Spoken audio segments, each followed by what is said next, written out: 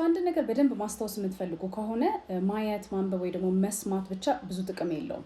የሚጠቅማችሁ ነገር አንድ ኖትፓድ ወይ ደግሞ ወረቀት ላይ አውጥታችሁ መጻፍ ነው። አንደኛው ነገር ምንድነው አእምሯችሁ በምትጽፉበት ጊዜ ቀስ ብሎ እንዲሰራ ዝግ ብሎ እንዲያገናዝብና እንዲሰራ ስለሚያደርግ ለማስታወስ በጣም ይረዳችኋል።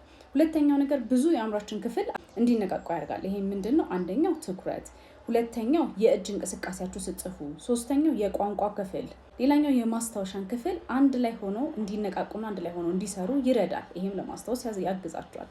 ሶስተኛው ደግሞ በምትጽፉበት ጊዜ አእምሯችሁ የነዛን ሐሳቦች ያገናዝብ በደንብ እና ደግሞ በየቦታው እንዲያስቀምጣቸው ወይም ደግሞ እንዲያሰናዳቸው ይረዳል። በምትጽፉበት ጊዜ የአእምሯችን የማስታወሻ ክፍል የነርቭ ግንኙነቶችን እንዲፈጠር ስለሚያደርግ ለማስታወስ ለመያዝና ሴቭ ለማድረግ ይረዳችኋል። ስለዚህ ኖርማሊ ነገር በደንብ ማስታወስ የምትፈልጉ ከሆነ በደንብ ቁጭ ብዬ በትኩረት አዳምጣለሁ የሚለው ነገር ብዙ አይረዳችሁም። በደንብ የሚረዳችሁ ኖት መያዝ ወይም ደግሞ መጻፍ ነው። ብዙ የአእምሯችንን ክፍል ስለሚያነቃቃና አንድ ላይ እንዲሰራ ስለሚያደርግ ማለት ነው።